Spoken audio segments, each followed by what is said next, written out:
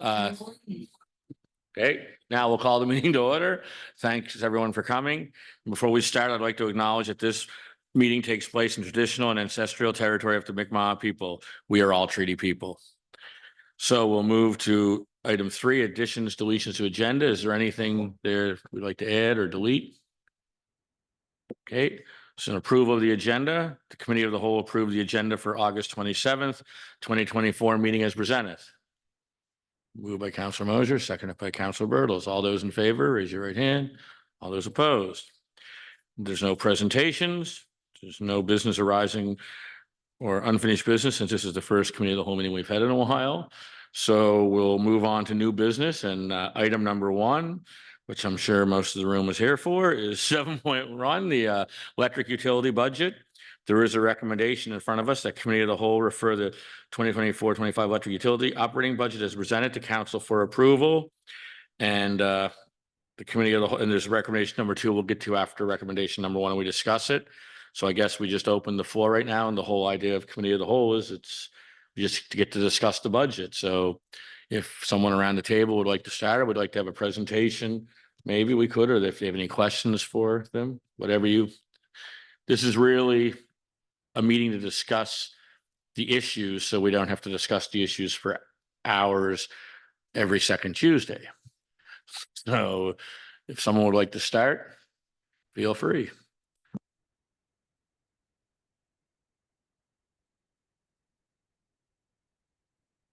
Well, Councilor Halverson. I think we had questions we wanted answered as well, that we put to staff. We wanted, if I look here, and I believe it came out in an email, but maybe this might be helpful if perhaps our CIO wants to give us an update, because there were some questions made that I know were answered in an email to the person who asked them, but maybe coming forward talking about the capacity of the utility, what changes we need to meet the forecasted demand, all those questions.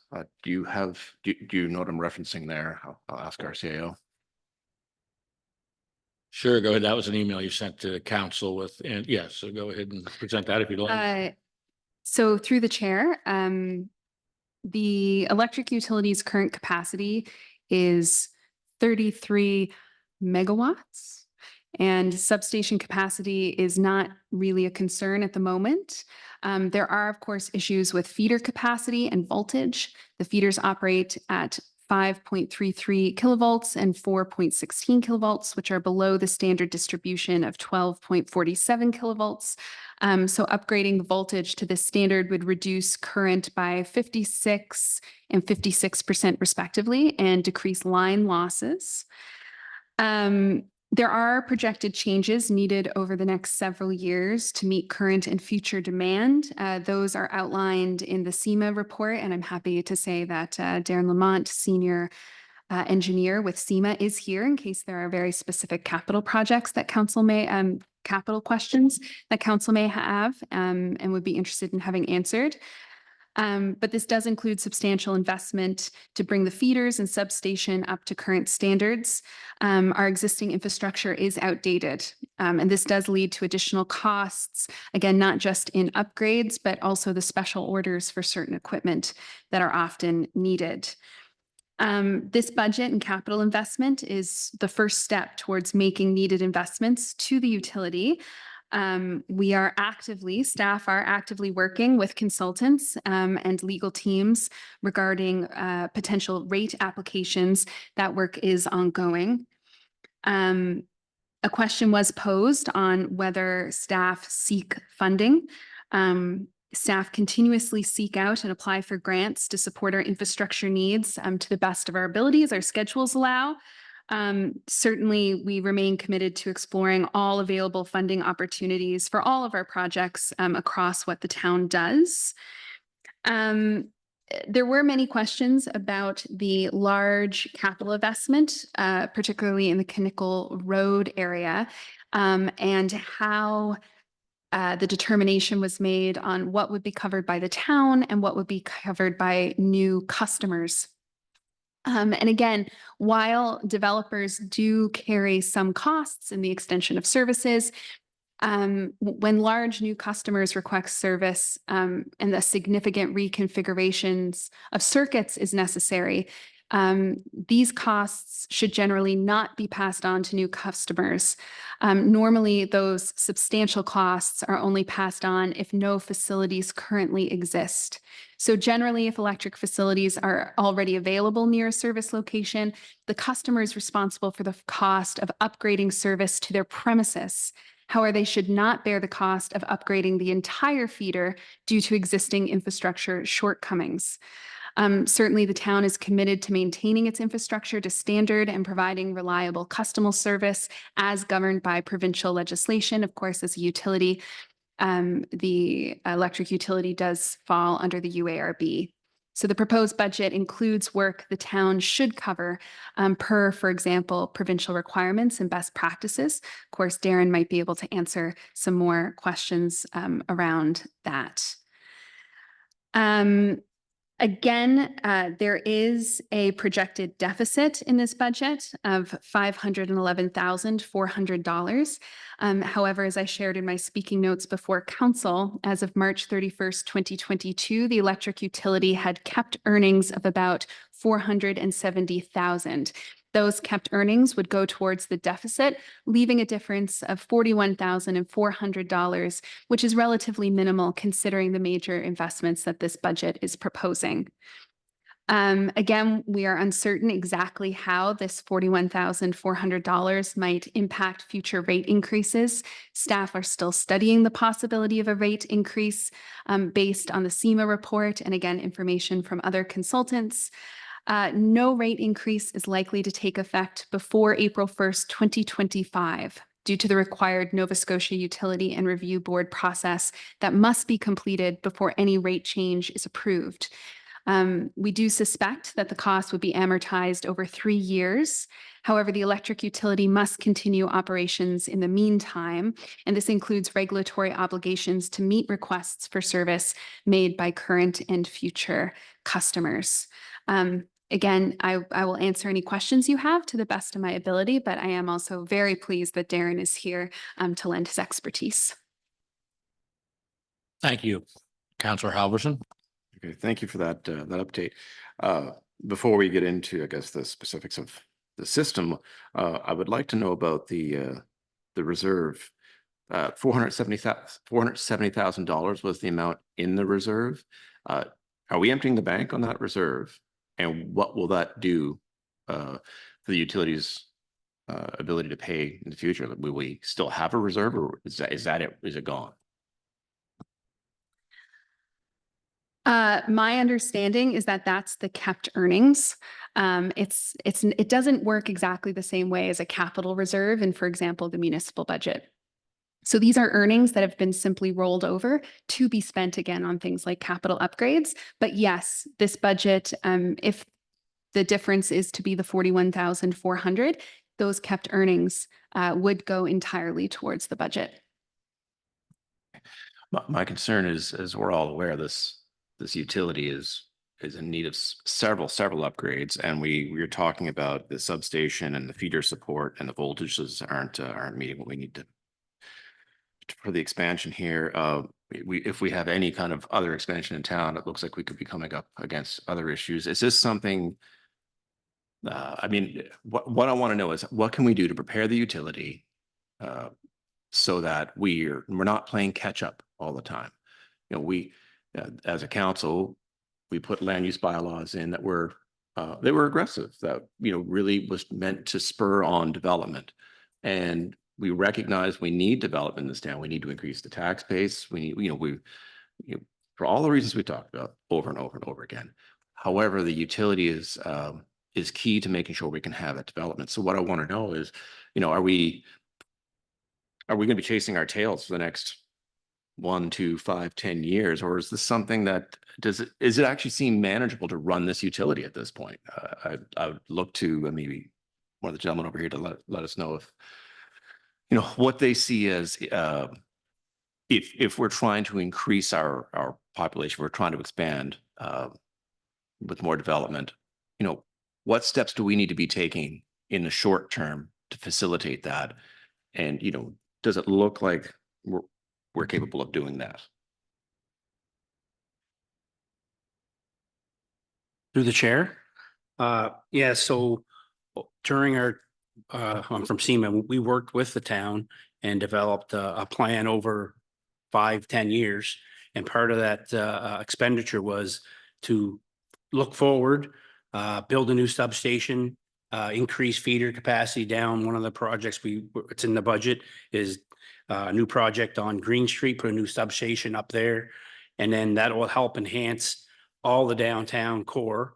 And once that's, and just be fair, that's over a 4 to 5 year plan. Because the major equipment cannot be purchased. So in order for that to happen, the town, has to have a method in place to allow those capital expenditures to occur. Has to be a design, a plan, then procurement to go purchase that equipment, purchase the land. You can't build a new substation in 1 year. It takes 3 to 4 years to have that complete. We've been working with the town and Nova Scotia Power. Nova Scotia Power is the company that on contract with the town. We worked on some budget items, costing, and we reviewed them internally ourselves and questioned Nova Scotia Power. And upon that, we felt that's an excellent opportunity to move forward. Any expenditure that we're looking at this year is not wasted. It's going to be incorporated. All that equipment that's being purchased is going to allow the upgrade and future conversions and allow the town to move forward to allow more clients to connect to the grid and provide a system down the road. It can't happen overnight. It's a process that happens over time. And we looked at about 5 years, 5 to 6 years. There could be enough infrastructure in place that these issues will not come to light anymore. Proper tree trimming, upgrades, and then that puts the utility at ease to move forward. It's a large expenditure. And, as Hillary mentioned that, some of those costs could be recouped from, general rate increase, but that's to be determined as things move forward. That. Councillor Mosier. Well, I guess what concerns me the most is the impact of our customers on the cost of these upgrades, because they're only costed over 2,300 people. So, and we're talking over, what was estimated to be $15 million. So what's that, what impact does that have on our rates, our electrical rates over the next number of years as we go through these upgrades? Through the chair, I believe that process is in the works right now through working with town officials, not through SEMA, but through our counterpart, Barker Dunn Rossi. They're working with the town to present how that would impact rates within the town. And that project is pretty close to being completed with the town to see where do the rates have to go. Initially, that at the end of the time, some of those costs will be recovered from the rates. But in saying that, all customers will benefit at the end of the day. They'll have a more reliable, robust service, electrical distribution system. It's going to increase reliability, limit outages, allow growth within the town. So there's it gets spread amongst the community, and the contributions, as Hillary mentioned, for some of these projects is only limited because the base infrastructures are already at the premise. So part of the bylaws of the town, how those contributions get calculated, it's in the bylaws, with the length of the contribution that the customer pays, it's written. And if there's presently already infrastructure there, those clients can't, don't bear the full cost of that upgrade. So, but over time, the town benefits, everyone benefits from this over a period of time. Thank you. So I appreciate your answer. But my comment to that is that I have no issue if my electrical rate or bill is basically the same as someone out at Spectacle Lakes, but when I'm paying a higher rate than someone in Spectacle Lakes, then I have a big issue with that. It's not much of a benefit, for the town. People are the town. That's who the town is. It's the people that live here. So with all your reports, I was here in last April when it was presented, or a year and a half ago. So what would your predictions be at that time if we spent 15 million over the next 5-10 years to upgrade our utility? What do you project our rates would be compared to where, I know it's a hard projection because NSPI is asking for increases quite regularly, but do you think we'd be on a fair scale with NSPI? Because right now, I think residentially, it's a little cheaper than what living out of town is, the resident rate is. Do you think we'd be able to hold that or at least be competitive? Because I think I agree with Councillor Mosier. I'd love to have our own utility go back to 2009 again with the guys going around, and it was great. I mean, but again, only if it's at a cost savings to the citizens, or at least on a fair, even playing field, I guess. And is there any way you could answer? I know I'm predicting the future, but is there any way you can answer that question? Through the chair, from my recollection, I'm not the financial side of things, but I recall from that report that the rates were not to increase beyond what NS Power's rates were. That's all I know of today, but that's that. And I think that was the plan, to not increase them above current rates of NS Power. Thank you. And I have one other question that I know I experienced even back 15 years ago when I was sitting around this table. How easy or how difficult do you feel it'll be for the town to secure staff at this time of this nature? It's pretty specialized staff. I mean, people can't find people to work anywheres right now. So how easy is it going to be for a small utility like us to compete against NSPI or these bigger independent companies that, pay quite well? Through the chair, I believe in that report that there was an option for the town to have its own crews or maintain status quo keep the contract in place from Nova Scotia Power, or have another firm do the work on behalf of the town. Not necessarily have the town hire all their own staff to do that work. There are communities that do this or similar to this and farm that contract that work out, and that contractor can do that work safely and cost effective to the town. Thank you. Councillor Halverson. Yeah, I guess the thrust of the argument here is no matter what, I mean, the residents are going to pay, whether it's we own it, NSPI owns it, if we have a partnership with the area group, somewhere along the line, someone's going to pay. I think what we need to look at, though, and again, we're winding down our term here. We're not going to make any decisions on this, but perhaps looking forward, the next council may want to look at is what will be over the long term most cost effective for our residents. It could be that if we do these upgrades that are necessary now, we have to do them. I mean, we put them in the budget. We got to do it. But maybe we hold off until we have a discussion with somebody like NSPI. Perhaps if they end up taking the utility, they have to build a substation to meet the requirements, and then that cost gets absorbed over a million ratepayers as opposed to 2,300. So just something to keep in mind. I don't think, we can't make any decisions on that. None of us have crystal balls. We can't look in the future, but I just wanted to put that out there that, there are options.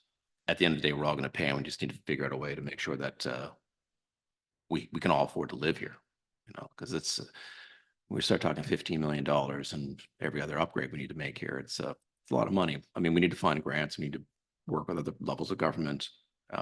We need a lot of partnership. I know we just recently had a federal minister here and provincial ministers, and I know there are willing partners, but man, it's a lot.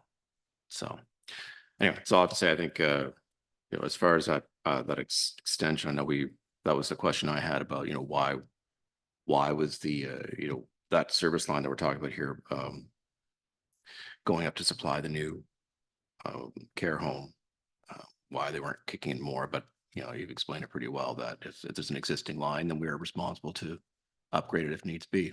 Sounds like something we need to do.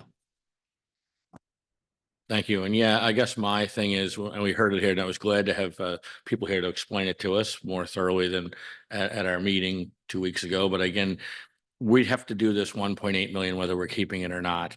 We have to spend the 1.8 million if we want to continue with the development of HVH and the other development over there. So I think the community's made it very clear that those are two huge assets we'd like to have in the town moving forward. So I think that even though it's a lot of money, I think it's stuff that we have, we should look at committing to at this time and moving on. And I agree with Councilor Halverson. I think the overall discussion about the future of the utility is going to be a much broader community and council discussion moving forward. But this council where, October 19th, there might not be any of us sitting here after that. I think none of those decisions will be made in the next 6 weeks. That's for sure. We don't, we have to do a lot more research and information on it before we make a decision on that. But I think moving forward, if we want those developments to proceed, we pretty well know what the answer should be tonight anyways, or at least the recommendation to go back to council. So we do have a recommendation in front of us. Is anyone prepared to make the recommendation? Does anyone else have any questions?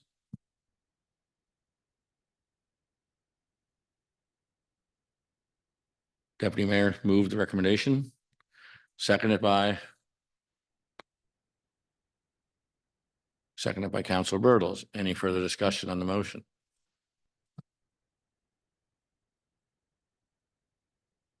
Seeing none, all those in favor, raise your right hand.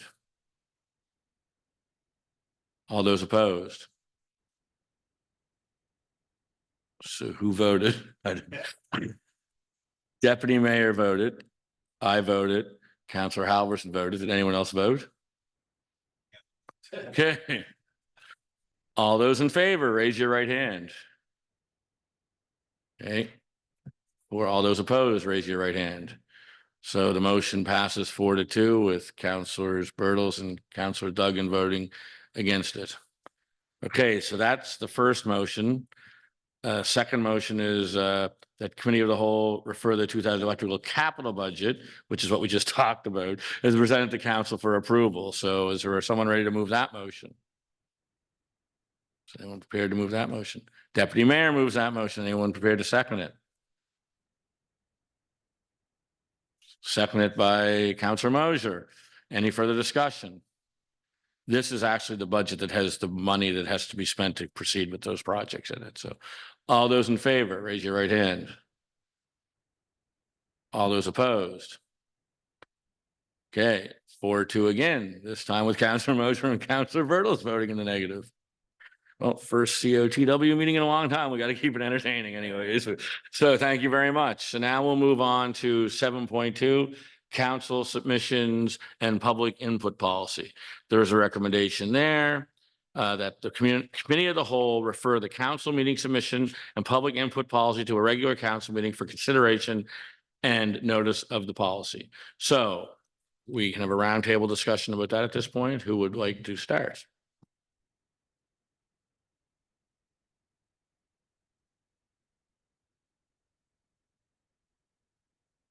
Okay, is someone prepared to recommend that recommendation? Moved by Councilor Halverson, seconded by Councilor Mosier. Any further discussion on the motion? Oh, Councilor Halverson. No, I just want to say thanks for making the, we made a few points when it came to council and they were addressed. So I think we're comfortable, well, at least I am comfortable in moving this forward. Thank you. Any other discussion or comments? Okay, all those in favor, raise your right hand. All those opposed? That one's simple. Motion carried unanimously. So now we'll move on to council procedural policy review request. Recommendation that Committee of the Whole direct staff to present a revised council procedural policy at a regular council meeting for possible notice. Any comments on that? Thank you very much. Safe trip. Thanks. Okay, Kayla, go ahead.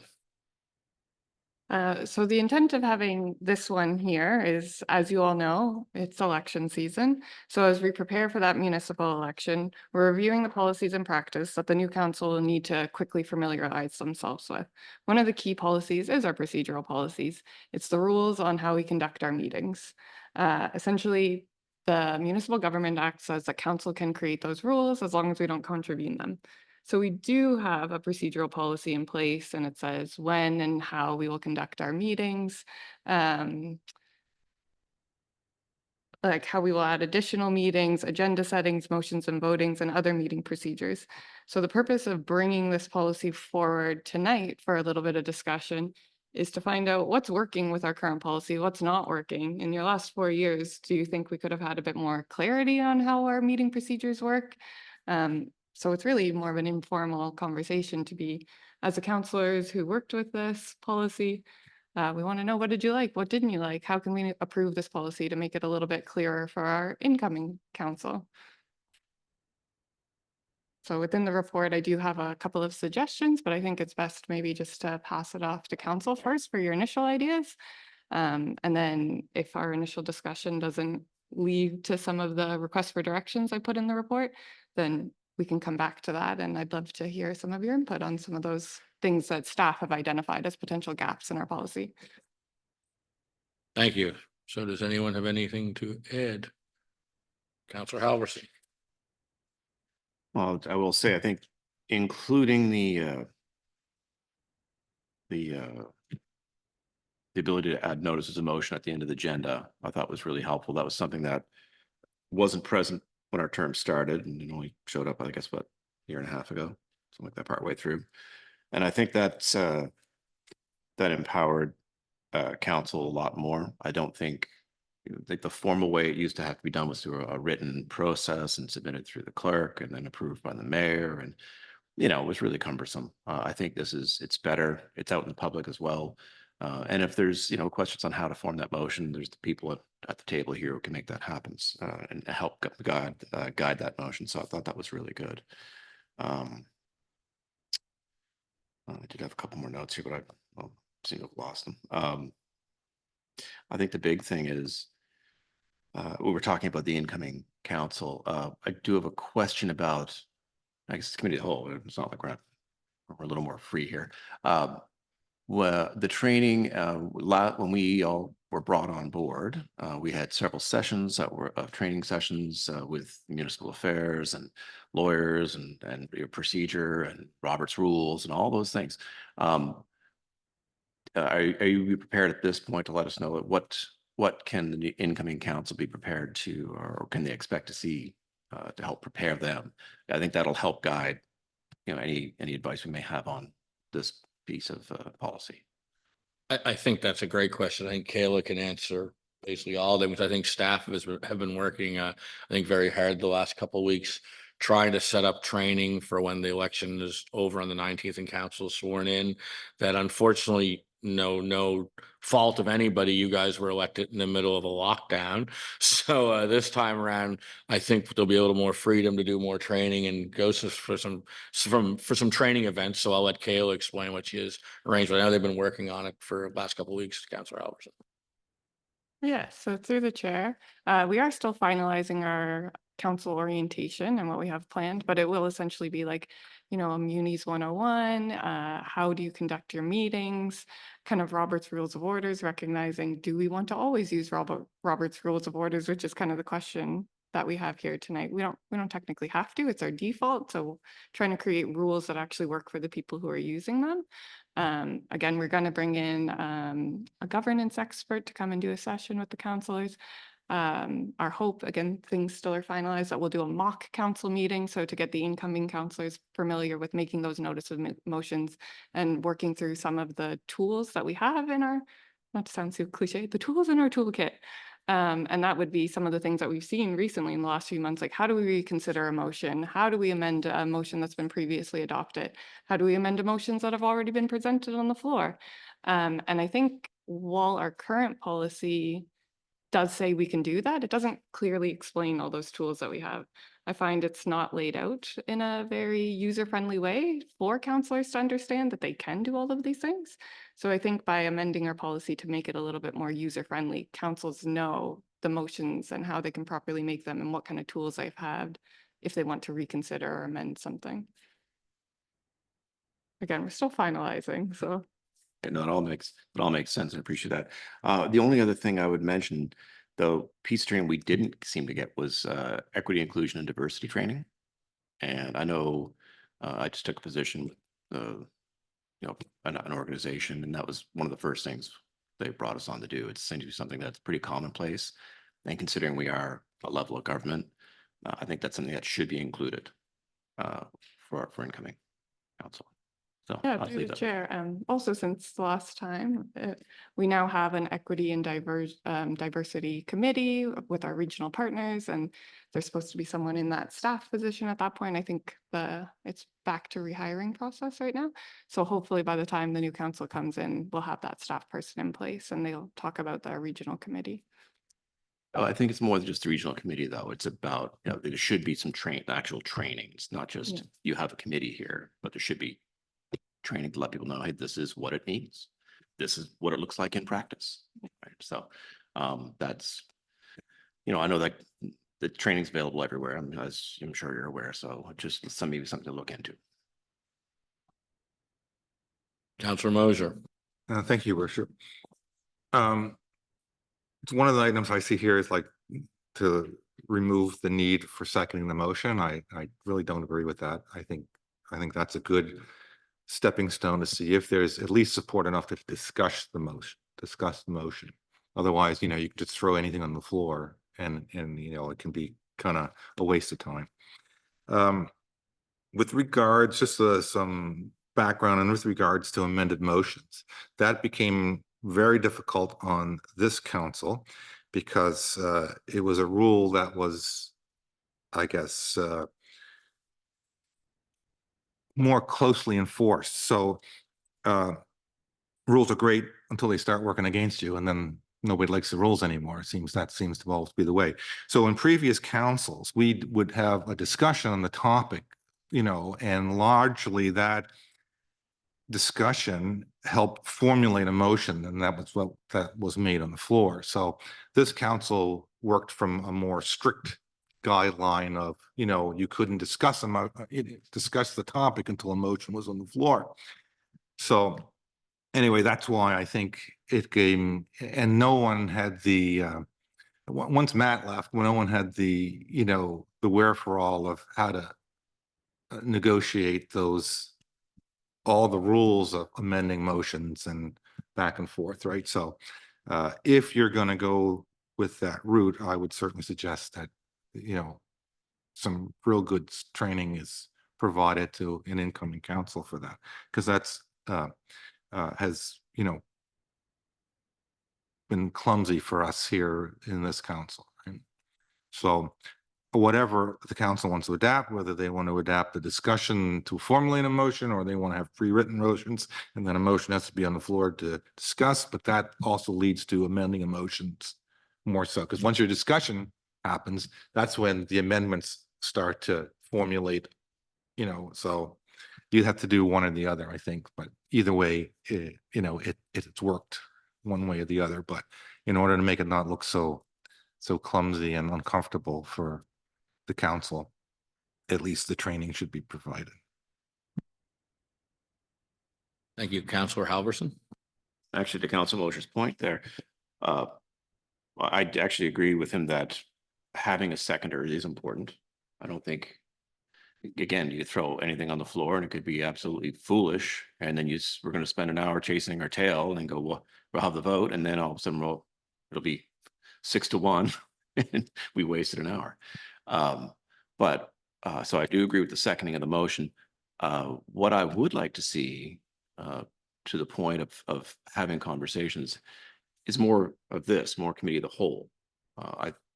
Perhaps there should be a standing committee of the whole. There should be a standing, doesn't necessarily have to be, every other week. It could be once a month or once every 2 months as necessary. But if there are things that are going to come up that will require, there are some things like, it works well with the budget because we all get to have our input. We all have different ideas and different perspectives.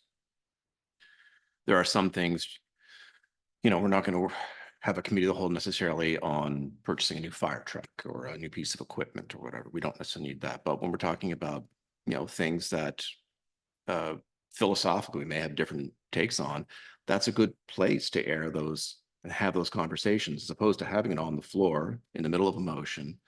And there's a lot more pressure. That takes the pressure off, right? And the conversation stays level. So yeah, I agree with Councilor Mosher. I think that having secondary motion makes sense to maintain the flow, and my suggestion is standing committee of the whole. Thank you. Actually, committee of the whole, when we decided to bring it back here recently, I was hoping it became a standing committee. It always was a standing committee for years. I don't know when it got ended, if it was a couple of years ago or what, but I think committee of the whole did exactly what we're trying to solve here.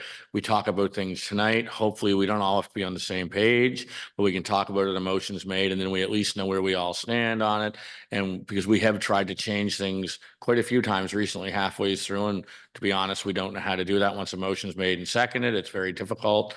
So I think committee of the whole, I agree, maybe not once every 2 weeks, but when I was on a long time ago, we used to have council every second week, committee of whole the offsetting second week. So we'd actually meet it was Thursday nights, every Thursday night of the month. So you'd have 4 meetings a month.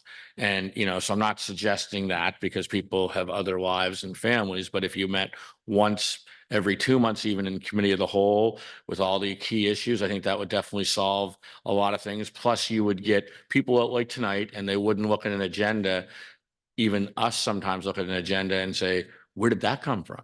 Right. So, it's on the radar, we're talking about it. So I certainly hope that committee of the whole is something that's carried forward on a regular basis. I'd actually like to see at a more serious level, and I've stated this many a times, there was many committees that I was a member of when I was on council previously that we seemed to get rid of over the last number of years. Some of them weren't very useful, but some of them were. So maybe the council look at other committees they want to start to form.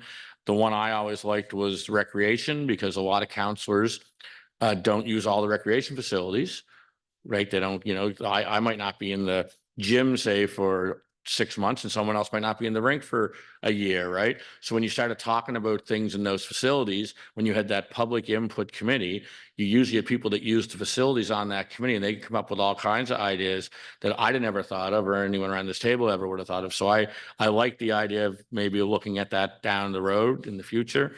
But a few things on here that I do notice, that like one was asking about public hearings, when we have public hearings. Well, I certainly think that we shouldn't lessen our public hearings per se, because there's a request for direction. They're not recommending anything, they're just a request for direction. And do we still want to have public hearings for all new bylaws or amendments? Well, we do. Currently we do. The MGA says we don't have to. I personally feel that's a mistake if we don't for a lot of things. I think that all we've been hearing about the last 2 years or 18 months has been transparency and public engagement. So I think for most public hearings, when you change a bylaw, they're not very long. There's not a lot of people that talk, so you comment on it. So it's not a big commitment to have public hearings. I think that's very important. As well, I went on here and I had some notes made. The current policy says the mayor and the clerk collaborate to finalize the agenda. It lacks clarity on some things there, the scope of their authority in the process. Well, there's a request for direction on should the mayor and clerk have the authority to remove an agenda item or set the agenda. Well, I think that's obviously something the next council will decide, but I certainly think it is important. Someone has to set the agenda. And trust me when I tell you, the MGA certainly limits any kind of extra authority I have over the other 5 people sitting around the table, which isn't a bad thing, but at least setting the agenda is something that the mayor, I think, should be heavily involved in. And I also like one of their recommendations here that I think the whole council then should see the agenda a day before it's released to the public, because then it gives every council member a chance to say, well, I don't know if we're ready to have that on there yet, and at least have some input. Then it doesn't seem as though, like myself and Hillary say, are setting the agenda and putting it out there, and whatever it is, you guys have to live with it. So it sort of still gives us to a bit of the authority to set it, but it gives council some input on the final decision. So I'd like to see that looked at moving forward. And that was really the only things that I really picked out of here that I'd like to see changed. But I'm glad to see some of my colleagues. I mean, I thought it was kind of bizarre that we wouldn't have a seconder to a motion. So I'm glad to see that was raised. And again, I really like the committee of the whole, standing committee, or some type of thing of that nature that we can discuss things like we are tonight. So that's my 2 cents worth on that procedure. So does anyone else have any comments you'd like to make? Councilor Bertels. I just think it should be noted somewheres that maybe you should be only zooming in a very low amount of time. You should be in person for committee meetings. And I think it should be some type of limit how many you may be missing. Like you couldn't have like 2 back to back because that's a month of information that you haven't been informed. Thank you, and I don't disagree. I think there should be some rules put in place. I don't know what they might be, but we should look at maybe what some other municipal units do. But I don't think we're 4 square kilometers, and I know people have to work remotely. So if you're away for work remotely, or if you're away for health reasons, then it's maybe an exception to the rule. But if you're actually work here and live here, and this is where your house and job is, or your family is, you should have to make an effort to attend a meeting in person at least so often, because it's hard to get the feel of the room or the table, even if you're sitting home watching it on Zoom. I mean, Zoom's great for things, but I still think in-person meetings is where you get the best, I guess, results. And that, so I agree with that. Councilor Mosher. I might even go as far to say that in order to have a vote, you have to be physically here to vote on an issue. You can be part of the meeting and have part of the discussion, but I think you should be actually physically here to vote on an issue. Councilor Halverson. Well, I couldn't disagree anymore. I know this is directed at me, so I'll answer it. In case anyone was wondering, the reason I was on some of these Zoom meetings, I was away working. And I studied my agenda. I was present for every meeting. I was informed. I was prepared. And quite frankly, I asked more questions than anyone around this table. So to say that you can't have a vote, I was elected just like everyone else to represent my constituents. If I'm taking the time to prepare myself, we do live in 2024. And I do agree. You don't want to be missing, a block of time. But I kept the CAO apprised. I kept the mayor apprised that I was away working. Yeah, if you're going to be gone for more than, I would say, if you're going to miss more than 2-3 meetings, something like that, and take a leave of absence, sure. But if it's only a couple of meetings and you're showing up and you're ready to work, to try and restrict someone's vote, I would actually say that that might actually be a challenge to the MGA, and that I don't think we're actually. I would look to Kayla. I don't know if we're actually empowered to even do that here at this council table.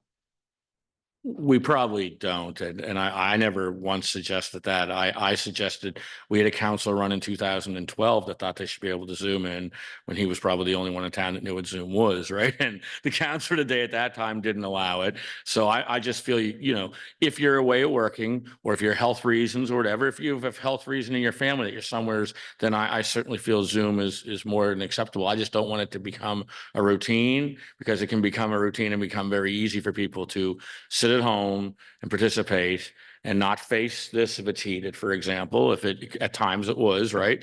It's a lot easier sitting home in a room with the door shut with this room full than it is actually being here up front. So I get what you're saying, and no, I respect that, but that wasn't my intent at all. Mine was, for unknown reasons, or just for no reason, I'll just not showing up, because you will get someone eventually that'll run and want to stay at home for every meeting, because it happened 12 years ago and the council didn't allow it. So Councilor Mosher.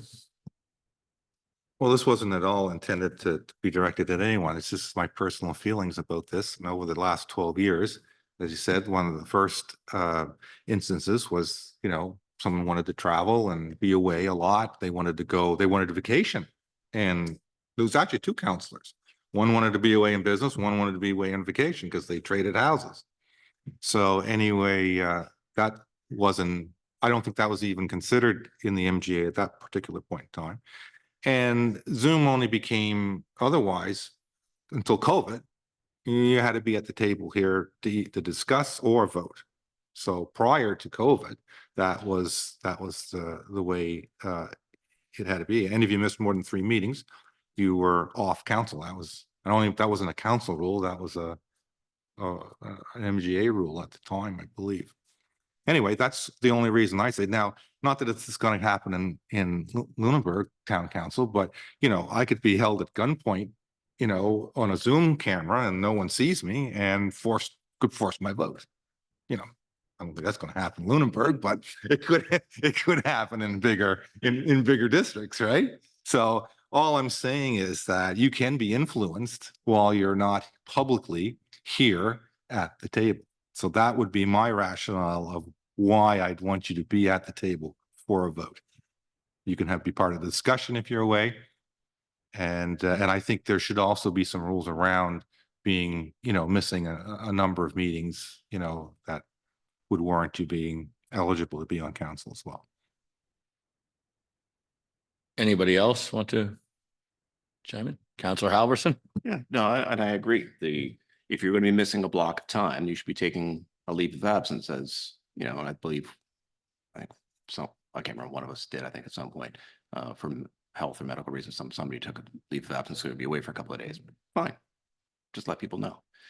But yeah, again, this isn't something we're going to solve at this council. I think it's it's input, but I think take it to municipal affairs, see what they have to say about that. Because again, I think that's something that they'll have to look at. I don't think it's something we can do unilaterally. I think it's something that would probably have to be approved through the MGA. If they're saying that you can use technology to join a meeting. I mean, yeah, I know Zoom didn't happen until the pandemic, but you know what?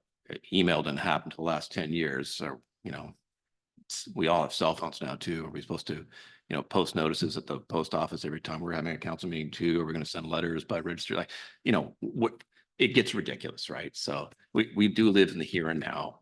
We have this technology available to us. It's been approved. So I'm not even sure why we brought this up at this point, but I say if that's something that's a concern, let's figure out from municipal affairs what they have to say about it before the next council. But I am on board with what you're saying there about, if you need a leave of absence, that should be discussed and prepared for. Or say if you're missing a series of meetings, then yeah, you should be removed. Thank you. And I just like to highlight that this is what COTW is all for. So I appreciate the feedback and the participation, because if we'd all sat here and not participated, it would have been a pretty quick meeting, and this is what it's meant for. So this doesn't happen 2 weeks or 4 weeks later at a council meeting per se. And the one thing that really concerns me more so than anything when it comes into Zooming is I'm actually okay with regular council meetings. A lot of times it's all public. You can sit home and watch it. Anyone can. I'm a little more concerned about in camera, because in camera is technical, confidential stuff. And there's no way for me to know if I'm chairing a meeting, if the deputy mayor's sitting home and there's 2 other people in the room with him. There really isn't, unless he zooms the whole room before he talks. And so that's what would concern me more than anything, would be in camera, confidential, legally binding conversations happening on Zoom. I'm not that overly concerned about conversations or votes happening on general stuff, because everybody can watch if they really want to. So again, it's been a great conversation. We have a recommendation in front of us to send this back to staff with some of the stuff they've heard tonight and try to put something together. So there's a recommendation in front of us. You guys ready to vote? Because we did move and second it. Before we do that, I would just like to know what is it that Kayla has taken down? What will you be adding things in, or or are you just going to kind of do another draft and send it back to us? So through the chair, my understanding is, without anyone saying they're not comfortable with any of the things that we're proposing in here, other than putting some parameters around virtual attendance, to a little bit of that discussion, council allows other councillors to participate in meetings by virtual attendance through their procedural policy. So once that has been defined in a council's procedural policy, that a council can participate within the parameters that council has set out, then the Municipal Government Act goes to say that then a council member who attends a meeting virtually is deemed to be present and has all the authorities of anyone in the room physically. So setting out those parameters and making sure they align with what the Municipal Government Act is something that I feel like we got out of that conversation there, just to have that clearly defined. And as we said, maybe health, away, and consecutive days. So maybe there's a limit to say, a council without leave of without approval from council cannot attend 3 meetings consecutively virtually or something along those lines. And then we define it a little bit more, the rationale of, you know, every counselor should strive to be in person, but we recognize things come up. We can list some of these things and then say, you know, try to be here. Unless 3 consecutive meetings, and then we'll have to have that conversation in the same way that a council member is expected to be here and acting in person. And if they miss 3 consecutive meetings, then that's a conversation on whether they're still should sit around the council table. Yes, and I think that that depends on what the new council decides to set up for a schedule too, because if you miss 3 consecutive actual council meetings is what we're talking about, not committee of the whole meetings, not committee meetings, we're talking council meetings. So right now you'd have to be gone away for basically a month and a half for that to happen, or more actually. So roughly, so that would be an extreme. So, but if we start meeting, say weekly, well, then we don't have to look at that or look for excuse, because I mean, that means if you ran for council for the next 4 years, you would not be able to actually go on vacation. Because if you left on a Tuesday and got back on a Tuesday, you'd miss, or then went for 2 weeks, you could possibly miss 3 meetings if you miss. So I think that those parameters have to be set out by the new council when this all happens. But I think that that's something they have to look at, because, you know, you want people to run for municipal governance and you want people to participate, but you also want to make it that they can participate and run and, okay, sorry, we're not going away for the next 4 years because we can't, right? I mean, every job has vacation time. Every job allows people to travel with their family.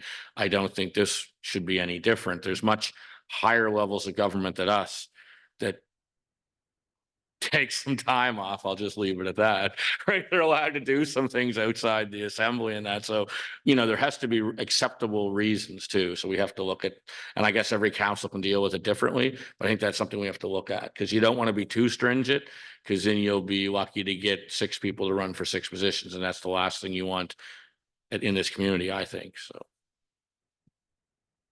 Deputy Mayor. Thank you. I just wanted a point of clarification to the clerk.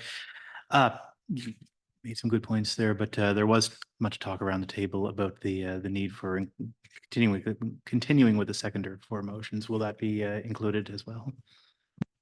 Yes, through the chair. Sorry, I got into the electronic procedures. So what I have on my notes is that council would like to see keeping the seconder for a motion. We would like some parameters on virtual attendance. And then the mayor had brought up about finalizing the agenda, allowing the mayor to finalize it, and then possibly allowing that councilors have 24 hours to see the finalized agenda. And when I say this is the intent of this is that we're not changing the agenda. It's been finalized, but it gives council an opportunity to see it before the public. So currently our practice is council members and the public see the published agenda simultaneously. So we can recognize as counselors, you're all busy, you have jobs. Maybe members of the public see something in a council agenda before you've had an opportunity to see the agenda, and you run into them out and about and you haven't had the chance to see that. So giving that 24-hour leeway gives council members a chance to have at least a quick glance at what's coming up on the agenda before the public is aware of it. Agreed, because I think that's happened. I think there's been stuff posted on socials, or people have saw me on the street and asked what that was on the agenda for, and the agenda got released, say, at noon, and I was working till 5, so I normally wouldn't check my stuff till supper time or later, and you basically look foolish because you have no idea what they're talking about, and the agenda is already out. So I agree with that whole philosophy. And again, at the actual meeting, when we set the minutes and the agenda, a counselor can make a motion to you know, if they want to add something to the agenda at that time. This is just for everybody to be on the same playing field, so to speak. Mm-hmm. Okay, is there anything else that anyone want to reviewed and brought back? So there is a recommendation in front of us. It was moved and seconded. All those in favor, raise the right hand. All those opposed, motion carried unanimously. Seeing nothing else on the agenda, meeting adjourned. Motion, Councilor Moser. Thank you very much, everybody. Thank you so much to council for bringing the committee of the whole back. We'll see you again on September 3rd. There's another one, much different agenda.